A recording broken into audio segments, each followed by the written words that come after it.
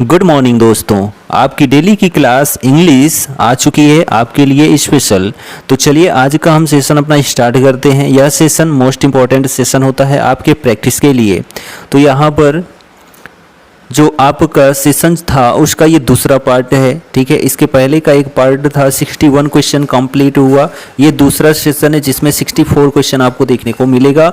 125 questions जो है आपका टीजीटी एग्जाम में पूछा जाता है, यूपी टीजीटी। तो चलिए यहाँ पर देखिए 62 टू 64 क्वेश्चंस में जो है पैसेज के थ्रू आंसर देना है। तो यहाँ पर ये पैसेज है, आप इसको रीड कर सकते हैं, ठीक है। तो चलिए यहाँ पर हमारा फर्स्ट क्वेश्चन आता है कि What does the word dwell in the passage means? तो यहाँ पर इस पैसेज में dwell का मतलब क्या दिया गया है? तो dwell का मतलब जो है वह a battle दिया गया है। a battle ऑप्शन नंबर जो आपका ए है वह करेक्ट आंसर है, बैटल, ठीक है। तो dwell का मतलब ही होता है युद्ध, एज अ मल्ल युद्ध कहते हैं। तो यहाँ पर बैटल ही जो है एकदम आपका करेक्ट आंसर हो जाएगा। नेक्स्ट क्वेश्चन देखिए, which one of the following is correct when big waves struck the raft the 6 people in it. तो यहाँ पर जो आपका आंसर है शोव्ड पैसिवनेस,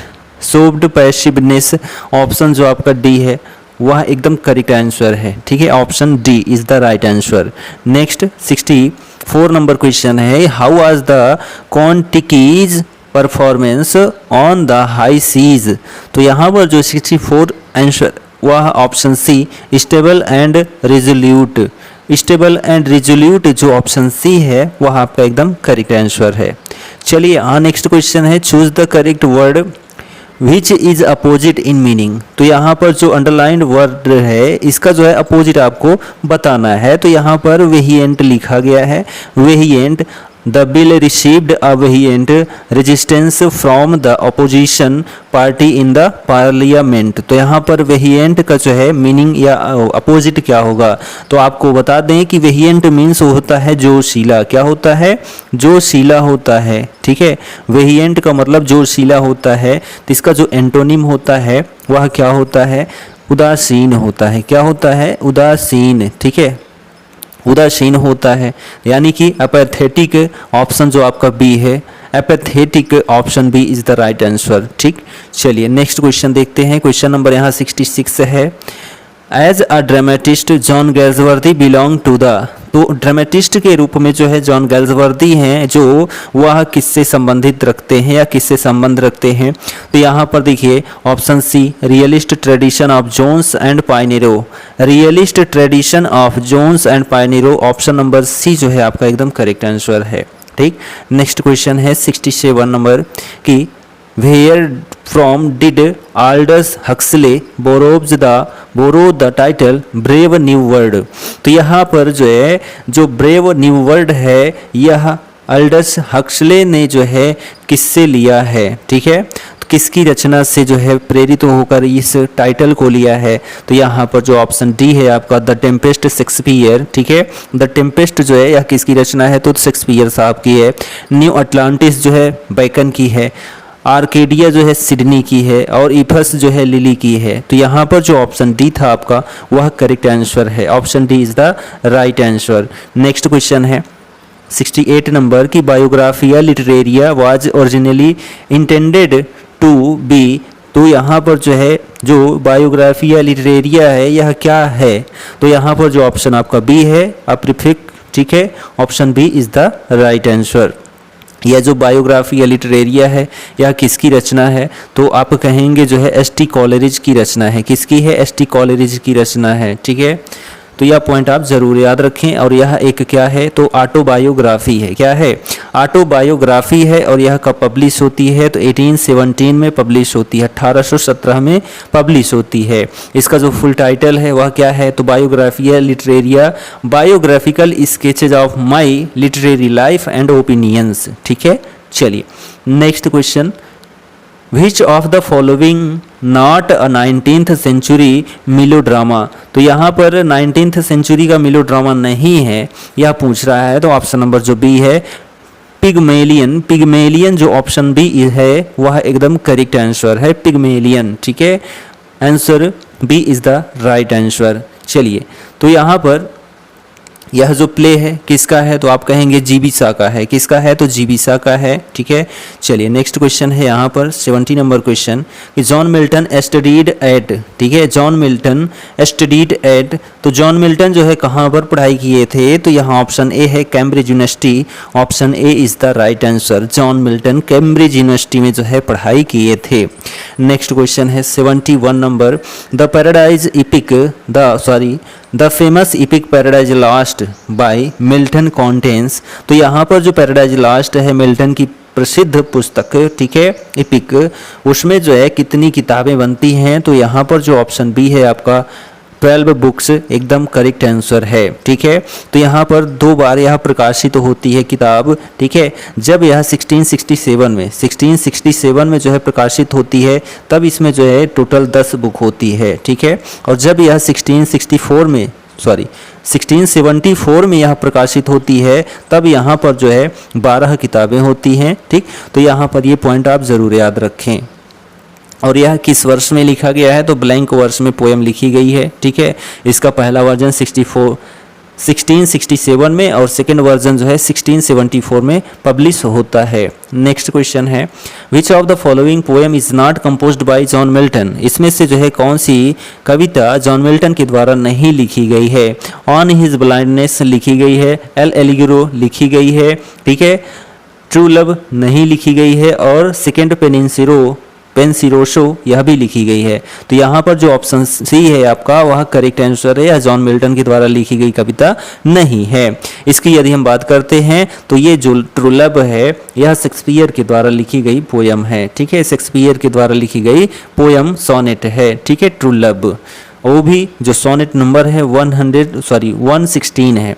ट्रू लव जो है शेक्सपियर का सोनेट नंबर 116 है। ठीक, चलिए नेक्स्ट क्वेश्चन की बात करते हैं। 73 नंबर है what impelled Milton the puritan to employ the masque and compose Comus, तो यहाँ पर जो ऑप्शन आपका करेक्ट है ऑप्शन नंबर आपका B, to emphasize the virtue of an individual over debauchery in the court, तो यहाँ पर ऑप्शन जो बी है आपका एकदम करेक्ट आंसर है। ठीक है, नेक्स्ट क्वेश्चन देखिए 74 number, who is at once the child of the Renaissance and the Reformation, तो यहाँ पर जो आपका आंसर है ऑप्शन ए जॉन मिल्टन। ठीक है, जॉन मिल्टन करेक्ट आंसर हो जाता है। जॉन मिल्टन जो है इनका जन्म 1608 ईस्वी में होता है। कब? 1608 ईस्वी में। और मृत्यु कब होती है, तो आप कहेंगे 1774 ईस्वी में, 1674 ईस्वी में इनकी मृत्यु होती है। 1674 में इनकी मृत्यु होती है। ठीक है,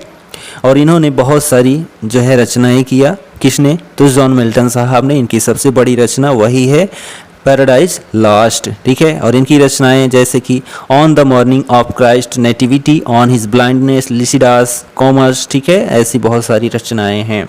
चलिए अगला क्वेश्चन है which one of the following is a pastoral elegy written by Milton, pastoral elegy कौन सी है, मिल्टन के द्वारा लिखी गई है। तो यहाँ पर जो ऑप्शन ए है लिसिडास। ठीक है, लिसिडास ऑप्शन जो ए है करेक्ट आंसर है। यह पेस्टोरल एलिजी है और यह किसके मृत्यु के ऊपर लिखी गई, तो एडवर्ड किंग। ठीक है, एडवर्ड किंग थे, इन्हीं के ऊपर जो है लिखी गई क्या है, पेस्टोरल एलिजी है, एडवर्ड किंग। ठीक, तो एडवर्ड किंग के ऊपर लिखी गई है। और यह कब लिखी गई थी, तो 1637 में लिखी गई थी। ठीक, चलिए नेक्स्ट क्वेश्चन देखते हैं। यहाँ पर 76 नंबर क्वेश्चन है कि who of the following was the first to suggest that Satan is the real hero of Paradise Lost, तो यहाँ पर जो है किसने सजेस्ट किया था, तो यहाँ पर जो आपका आंसर करेक्ट होता है option B William Blake. William Blake is the right answer, option B. ठीक है, चलिए नेक्स्ट क्वेश्चन देखिए 77 नंबर कि मिल्टन कंपोज्ड एरियोपैगिटिका इन, तो मिल्टन ने जो है एरियोपैगिटिका को लिखा था तो किस लैंग्वेज में लिखा था, या इसका जो है थीम क्या है। ठीक है, तो यहाँ पर जो आपका आंसर करेक्ट होता है ऑप्शन बी प्रोज। तो जो मिल्टन है यह एरियोपैगिटिका को जो है प्रोज में लिखा है। किसमें? तो प्रोज में लिखा है। तो ये पॉइंट आप याद रखें। ठीक है, नेक्स्ट क्वेश्चन देखिए 78 नंबर, यहाँ पर क्वेश्चन है कि which epic convention that Milton followed in paradise lost is missing in this list. देखिए noble theme, invocation to muse, deployment of heroic figures, beginning in the middle, elevated style and descriptions, impressive catalogs, warlike speeches, supernatural machinery and use of supernatural and allusions। तो यहाँ पर जो है कौन सा option जो है इनकरेक्ट है? तो देखिए यहाँ पर 78 number unity of action, unity of action, ठीक है। तो यहाँ पर option A is the right answer. चलिए नेक्स्ट क्वेश्चन देखते हैं। क्वेश्चन नंबर आपका आता है 79 number, study the lines from Milton's sonnet addressed to the nightingale, now timely sing ere the rude bird of hate, foretell my hopeless doom in some grove nigh, what is the rude bird of hate referred to here? तो यहाँ पर rude bird of hate का मतलब यहाँ पर क्या दिया गया है? तो यहाँ पर जो ऑप्शन आपका डी है कुकू, ठीक है, कुकू करेक्ट हो जाता है। Option D is the right answer, option D is the right answer. Next question देखिए कि in which year was Biographia Literaria published. तो जो बायोग्राफिया लिटरेरिया है वह पब्लिश कब होता है? तो अभी हम लोगों ने जाना 1817 में, ठीक है, 1817 ईस्वी में जो है बायोग्राफिया लिटरेरिया जो है पब्लिश होता है। और यह किसकी रचना है? ठीक है, तो यह भी आपको पता चल गई थी, एस.टी. कॉलरिज की रचना है। किसकी है? एस.टी. कॉलरिज की रचना है, 1817 में पब्लिश होती है। और इसके जो है 2 वॉल्यूम्स हैं, 23 चैप्टर्स हैं। कितने? 23 चैप्टर्स हैं, 2 वॉल्यूम्स हैं। और यह लंबी जो है क्या है? रचना है, लंबी रचना है, ठीक। चलिए, और यह जो है क्या है? ऑटोबायोग्राफी है। क्या? Biographia Literaria. Next question, the masque of the 7 deadly sins appears in. तो यहाँ पर जो आपका आंसर है option A the faerie queene, the faerie queene, option A is the right answer, ठीक है। तो द फेयरी क्वीन, ठीक है, 7 डिडली सिंस आर, जिसमें कि 7 जो है डिडली सिंस अपीयर्स हैं, वह कौन कौन हैं? तो pride, greed, lust, envy, gluttony, wrath, sloth, ये सभी जो हैं क्या हैं? 7 सिंस हैं, डिडली सिंस हैं, जो कि फेयरी क्वीन में आपको देखने को मिलते हैं, ठीक। चलिए नेक्स्ट क्वेश्चन देखिए कि in which work Milton states that while the still morn went out with sandals grey. तो यहाँ पर जो आपका आंसर है ऑप्शन डी लिसिडास करेक्ट हो जाता है। Option D is the right answer. यह क्या है? अभी हम लोगों ने जाना पेस्टोरल एलिजी था, ठीक है। और यह कब लिखा गया था? तो 1637 ईस्वी में लिखा गया था। पेस्टोरल एलिजी किसके द्वारा लिखा गया? आप कहेंगे जॉन मिल्टन के द्वारा लिखा गया था। तो ये सभी जो हैं रचनाएं जॉन मिल्टन की हैं। तो यहाँ पर जो पूछा गया था वो आपको बताना था। तो ऑप्शन जो डी है लिसिडास करेक्ट आंसर है, ठीक है। किसके ऊपर लिखा गया? तो आप कहेंगे एडवर्ड किंग के ऊपर लिखा गया था। नेक्स्ट क्वेश्चन है कि through which work does Milton intend to justify the ways of God to men. तो यहाँ पर जो आपका आंसर है answer D Paradise Lost, option D is the right answer, ठीक है। ये जो पैराडाइज लास्ट एपिक है जॉन मिल्टन के द्वारा लिखा गया, यहाँ पर मेंशन ही किया गया है, ठीक है। किस वर्ष में लिखा गया? तो ब्लैंक वर्ष में लिखा गया है। पब्लिश कब हुआ था? इसका जो फर्स्ट वर्जन है आप कहेंगे कि 1667 में, सेकेंड वर्जन 1674 में, ठीक है। फर्स्ट वर्जन में 10 किताबें थी, सेकेंड वर्जन में 12 किताबें थी, ठीक है। चलिए नेक्स्ट क्वेश्चन देखिए, क्वेश्चन नंबर यहाँ पर 84 है। At what age did Shakespeare get married to Anne Hathaway. ठीक है, अन्नी हैथवे के साथ जो है शेक्सपियर की जो शादी है वह किस वर्ष में हुई थी? At what age did Shakespeare get married to Anne Hathaway. तो यहाँ पर जो है option D is the right answer 18। जो शेक्सपियर हैं जब इनकी शादी होती है तो इनकी उम्र जो है कितनी होती है? तो आप कहेंगे 18, ठीक है। और जो अन्य हैथवे हैं इनकी उम्र की क्या थी? तो आप कहेंगे 24, यानी कि 6 साल का जो है डिफरेंस था, ठीक है। तो ये पॉइंट भी आप याद रख सकते हैं, लेकिन यहाँ पर शेक्सपियर की एज पूछता है ना कि अन्य हैथवे की, ठीक है। चलिए नेक्स्ट क्वेश्चन देखिए, क्वेश्चन नंबर 85 है। The first folio of Shakespeare's works had a poem as preface by. तो यहाँ पर जो फर्स्ट पोर्टफोलियो है यह कब आता है? तो हम आपको बता देते हैं 1623 में आता है, ठीक है। कब? 1623 में आता है। और यहाँ पर क्वेश्चन क्या किया है? The first folio of Shakespeare's work had a poem as a prefect by. तो यहाँ पर जो ऑप्शन है आपका वह option C Ben Jonson correct हो जाता है। Option C is the right answer, Ben Jonson, ठीक है।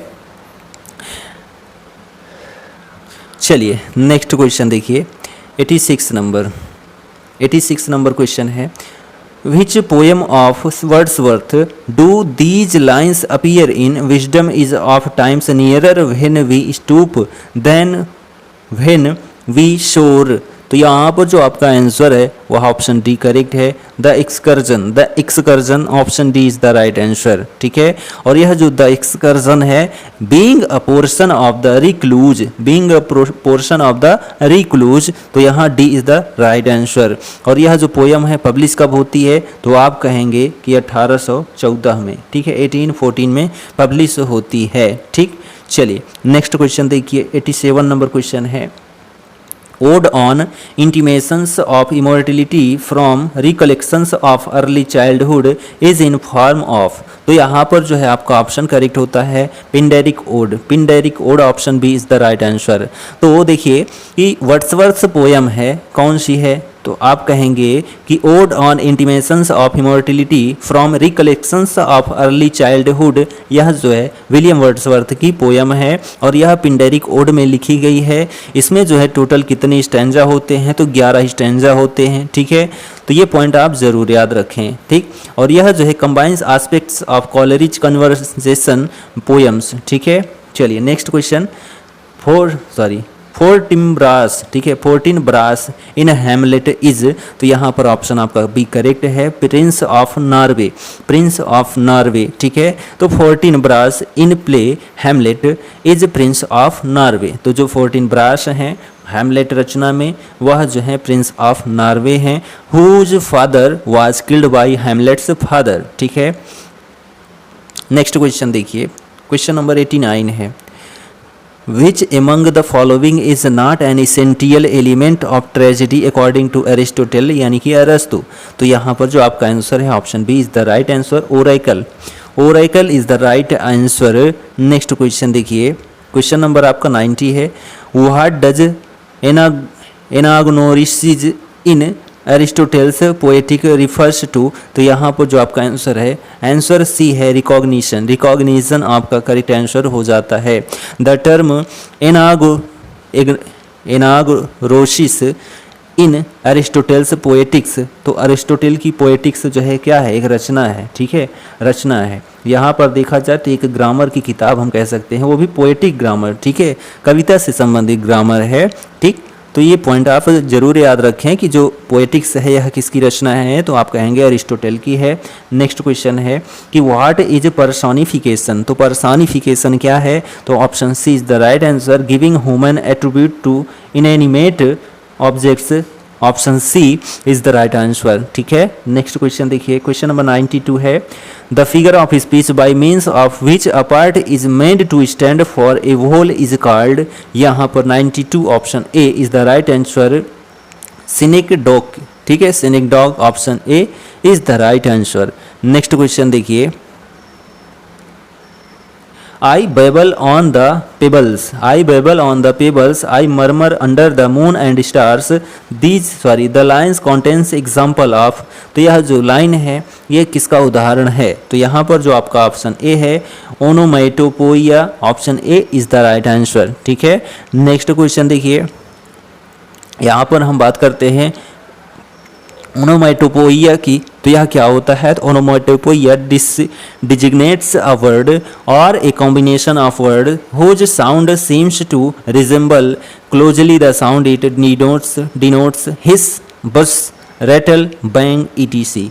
तो जिसमें आपको साउंड मिले वह क्या होता है, तो वह ओनोमैटोपोइया होता है, option A is the right answer. Next question देखिए, the figure of speech in but patience to prevent that murmur soon replies is. तो यहाँ पर जो आपका आंसर है, आंसर डी, अब पर्सोनिफिकेशन, आंसर डी जो है आपका वह एकदम करेक्ट हो जाता है। ठीक है, चलिए नेक्स्ट क्वेश्चन देखिए, 95 नंबर क्वेश्चन है कि A crucial aspect of Milton's divergence from the Petrarchan sonnet tradition concerns not unemployed or the occasional nature of his sonnets but also। तो यहाँ पर जो आंसर है आपका option C is the right answer, option C is the right answer. तो देखिए, the rejection of the idyllic love poetry tradition of the Elizabethans, answer C is the right answer. Next question strange sights invisible to see from Dorney's go and catch a falling star is an example of। तो यहाँ पर जो है आप कौन सा उदाहरण है, यानी फिगर ऑफ स्पीच का कौन सा उदाहरण बनता है? तो जो आपका 96 है, option C is the right answer, paradox. ठीक है, पैराडॉक्स। पैराडॉक्स क्या है? तो a paradox is a statement that seems on its face to be logically contradictory और absurd। It turns out to be interpretable in a way that makes sense।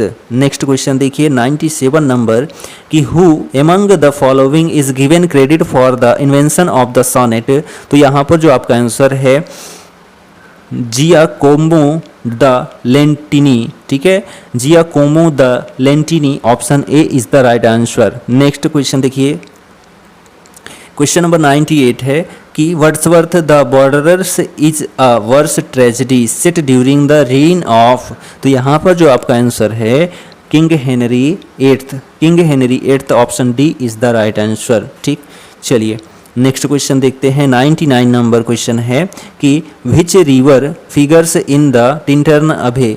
कौन सी जो है नदी टिंटन अभिरचना में आपको दिखाई देती है? तो उसका नाम है वोआई। ठीक है, वोआई। तो यहाँ पर जो आपका आंसर ए है, करेक्ट आंसर है। टिंटन अभे जो है किसकी रचना है? तो आप कहेंगे विलियम वर्ड्सवर्थ की रचना है। किसकी है? विलियम वर्ड्सवर्थ की रचना है। तो ये पॉइंट आप जरूर याद रखें। चलिए यहाँ पर हम नेक्स्ट की बात करते हैं। क्वेश्चन नंबर 100 आ जाता है, वर्ड्सवर्थ्स इमॉर्टिलिटी ओड कॉन्टेंस स्टैंजाज। तो वर्ड्सवर्थ की इमॉर्टिलिटी ओड कॉन्टेंस जो है, ठीक है, इसमें कितने स्टैंजा होते हैं? तो ऑप्शन सी अभी हम लोगों ने ऊपर चर्चा किया था, तो 11 स्टैंजा, ऑप्शन जो सी है करेक्ट आंसर है।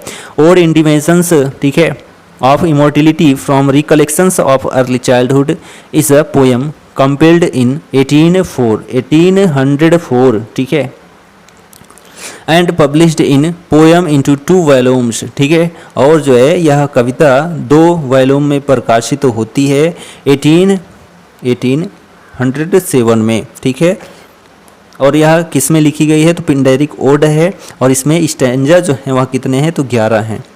What is the title of Wordsworth autobiographical poem relating to his childhood. तो यहाँ पर जो है अभी हम लोगों ने जाना, तो यहाँ पर जो आपका आंसर ए है, ode intimation of immortality, option A is the right answer. ठीक है, तो intimation of immortality is the title of Wordsworth autobiographical poem, ठीक है, रिलेशन टू हिज चाइल्डहुड। ठीक, चलिए नेक्स्ट क्वेश्चन देखिए, क्वेश्चन नंबर 102 है। 102 rhyme royal is used in, rhyme royal is used in, option C is the right answer, the Canterbury tales, the Canterbury tales, option C is the right answer. The Canterbury Tales is a collection of 24 stories that runs to over 17,000, ठीक है, 17,000 lines written by Geoffrey Chaucer. ठीक है, यह कब लिखी जाती है? तो 1387 से, ठीक है, 1387 से लेकर जो है ये आपको 1387 से 1400 तक के बीच में लिखी जाती है। ठीक है, और यह जो है किस में लिखी जाती है? तो राइम रॉयल में लिखी जाती है। किसके द्वारा? तो जेफरी चाउसर के द्वारा लिखी जाती है। और इसमें जो है 7 line iambic pentameter rhyming scheme ABABBCC का प्रयोग किया गया है। चलिए यहाँ पर हम नेक्स्ट क्वेश्चन की बात करते हैं। 103 who first used the phrase stream of consciousness in the book principles of psychology. तो यहाँ पर जो है स्ट्रीम ऑफ कॉन्शियसनेस का प्रयोग जो है कौन करता है अपनी किताब प्रिंसिपल्स ऑफ साइकोलॉजी में? तो यहाँ पर जो आपका आंसर है William James, option B is the right answer, William James. ठीक है, विलियम जेम्स, ऑप्शन बी आपका करेक्ट आंसर है। ठीक, और यह जो प्रिंसिपल ऑफ साइकोलॉजी है ये कब लिखी जाती है? तो 1890 में, ठीक है, 1890 में लिखी जाती है। ठीक है, किसके द्वारा? तो विलियम जेम्स के द्वारा लिखी जाती है। और यह जो है अमेरिकन फिलोसफर और जो है साइकोलॉजिस्ट थे, कौन? तो विलियम जेम्स। ठीक है, चलिए नेक्स्ट क्वेश्चन की बात करते हैं। 104 Which one of the following works of Wordsworth is known for his theory of poetic diction? तो यहाँ पर जो आपका आंसर है option D, preface to Lyrical Ballads 1798। ठीक है, तो यहाँ पर जो आंसर डी है लिरिकल बैलेट्स, ठीक है, वह करेक्ट आंसर हो जाता है। और ये जो लिरिकल बैलेड्स है यह 1798 में लिखा जाता है। इसमें जो है यह विलियम वर्ड्सवर्थ अकेले नहीं थे, इनके साथ जो है एस.टी. कॉलरिज साहब भी थे। तो ऑप्शन जो डी है आपका करेक्ट आंसर है। Prefect to Lyrical Ballads work by Wordsworth is known for his theory for poetic diction. ठीक है, चलिए नेक्स्ट क्वेश्चन देखिए। यहाँ पर क्वेश्चन नंबर 105 है। 105 what does the term cacophony mean. Cacophony means क्या होता है? तो यहाँ पर ऑप्शन जो सी है harsh and rough. Harsh and rough option C is the right answer. ठीक, नेक्स्ट क्वेश्चन 16 नंबर है। 106 there is nothing either good or bad but makes it so from Hamlet. तो यहाँ पर जो है क्या फिलअप होगा कि there is nothing either good or bad but makes it so. तो ऑप्शन सी जो आपका है, sorry option D is the right answer, thinking. ठीक है, there is nothing either good or bad but thinking makes it so. Option D is the right answer. Next question देखिए। Question number 107 है कि William Wordsworth published lyrical ballads in collaboration with. ठीक है, किसके साथ? अभी हमने आपको बताया कि एस.टी. कॉलरिज के साथ 1798 में यह कंप्लीट करते हैं लिरिकल बैलेड्स को। तो ऑप्शन जो बी है आपका वह करेक्ट आंसर है। ठीक है, तो यह कोलैबोरेशन किसके साथ किए थे? तो एस.टी. कॉलरिज के साथ किए थे। ठीक, और यह जो लिरिकल बैलेड्स है कलेक्शन ऑफ 23 पोएम्स। ठीक है, 23 पोएम्स का कलेक्शन है लिरिकल बैलेड्स। ठीक है, it is signal of the beginning of English romanticism. ठीक है, चलिए नेक्स्ट क्वेश्चन नंबर 108 है। Pantheism is best associated with which of the following poets. Pantheism, ठीक है, तो यहाँ पर जो आपका आंसर है option A is the right answer, William Wordsworth. Pantheism refers the belief that gods exist in all natural things is best associated with William Wordsworth who is called the worshipper of nature. Worshipper of nature किनको कहा जाता है? तो William Wordsworth साहब को कहा जाता है। नेक्स्ट क्वेश्चन है 109 one of the following is not a theme related to romantic imagination as embodied in Tintin Abbey। तो यहाँ पर देखिए जो आपका आंसर है option B is the right answer. The alchemy of the mind is bound by the transformation of worldly perceptions into new poetic forms. Option B is the right answer. Next question देखिए 110 number question है। Who says good worms have borne bad sons in the tempest। तो यहाँ पर जो option D है Miranda. ठीक है, Miranda correct answer है। Miranda says in the Tempest. और जो टेम्पेस्ट है यह किसकी रचना है? तो आप कहेंगे विलियम शेक्सपियर जी की ड्रामेटिक रोमांस है द टेम्पेस्ट। तो इसमें जो है मिरांडा कहती हैं टेम्पेस्ट रचना में good worms have borne bad sons. ठीक है, चलिए नेक्स्ट क्वेश्चन है। Sonnets are usually written in. जो सोनेट होता है अधिकतर किस में लिखा जाता है? तो आयाम्बिक पेंटामीटर में लिखा जाता है। तो यहाँ जो ऑप्शन सी है वह आपका एकदम करेक्ट आंसर है। Option C is the right answer, iambic pentameter. ठीक है, तो a sonnet is a 14 lines poem. जो सोनेट होता है कितनी लाइन का कविता होता है? तो 14 लाइन की कविता होती है with a fixed rhyme scheme. इसकी जो राइम स्कीम होती है वह एकदम फिक्स होती है। Often sonnet use iambic pentameter. Iambic pentameter 5 sets of unstressed syllable followed by stressed syllable for a 10 syllable। ठीक है, चलिए नेक्स्ट क्वेश्चन है। In ancient Greek lyric poetry was also known as. In ancient Greek lyric poetry was also known as. तो यहाँ पर जो आपका answer है melic poetry option D is the right answer. Next question देखिए 113 number है। Which of the following is called the Magna Carta of Romanticism। Magna Carta of romanticism को जो है इसमें कौन सी रचना को कहा जाता है? तो यहाँ पर जो आपका आंसर है लिरिकल बैलेड्स। ठीक है, लिरिकल बैलेड्स 1798 में रचित। ठीक है, विलियम वर्ड्सवर्थ और एस.टी. कॉलरिज के द्वारा। तो यहाँ पर जो आपका आंसर सी है 23 पोएम्स की जो है ये रचना है। ठीक, तो यहाँ पर सी आपका करेक्ट आंसर है। तो Lyrical Ballads is called the Magna Carta of romanticism. Lyrical Ballads with a few other poems is a collection of poems by William Wordsworth and S T. Coleridge. ठीक है, चलिए नेक्स्ट क्वेश्चन देखिए। Question 114 है।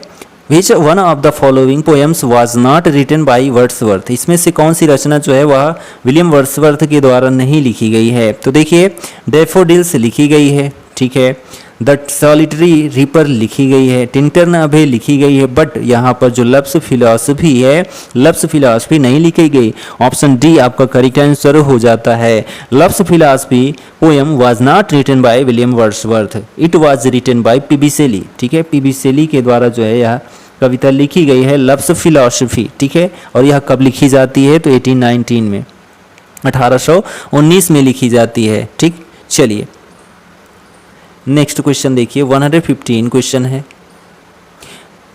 Pyrrhic meter involves, pyrrhic meter involves, option यहाँ पर जो आपका correct है A, two unstressed syllable, two unstressed syllables, option A is the right answer.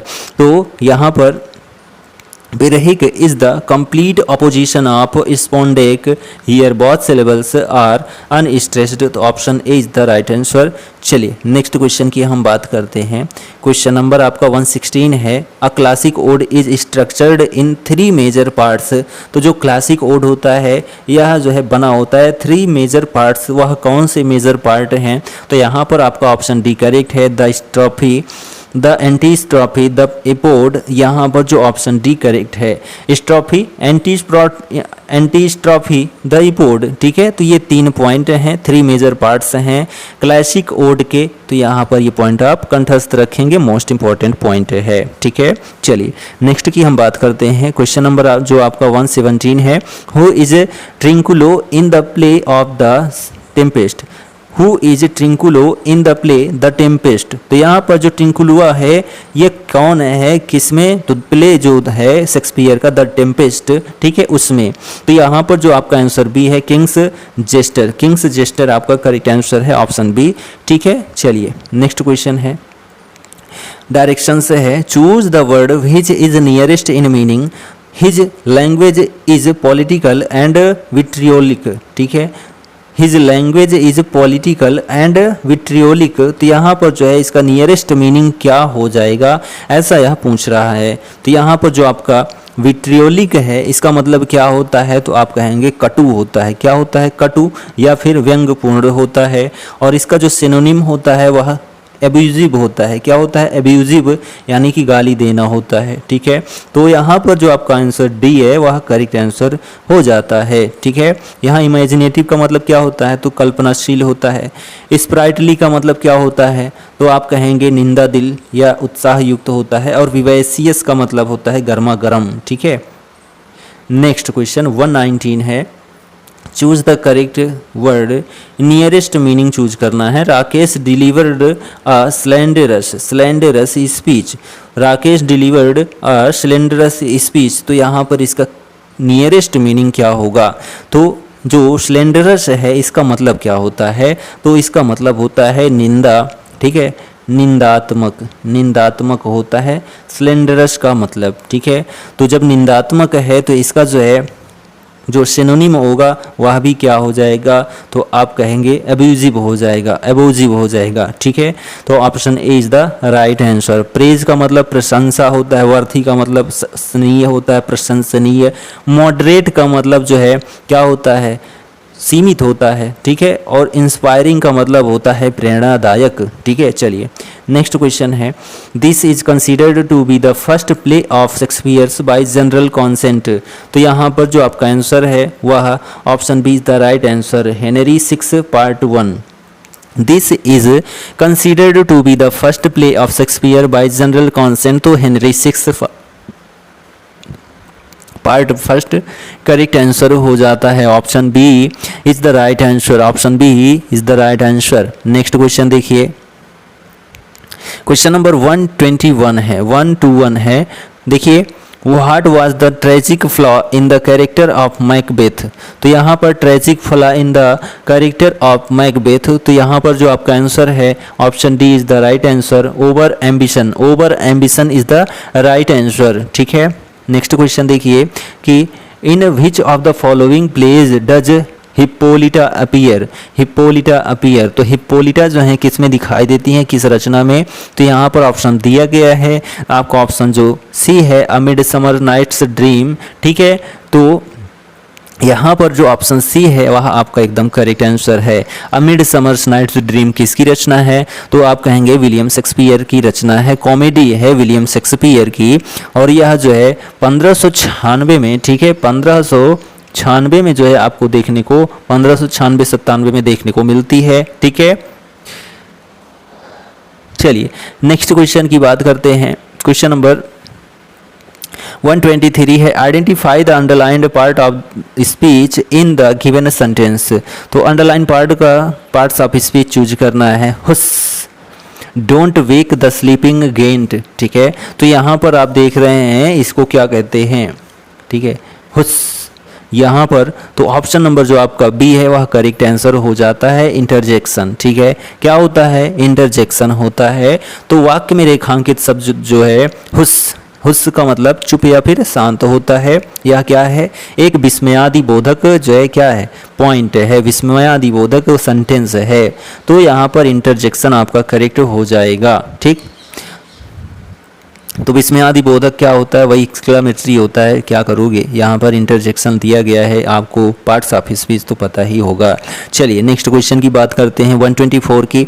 Most friendship is feigning, ठीक है, most friendship is feigning most loving mere folly these words occur in. यह जो word है ये किस रचना में आपको दिखाई देता है? तो आप कहेंगे एज यू लाइक इट, जैसी आपकी इच्छा हो। ठीक है, एज यू लाइक इट।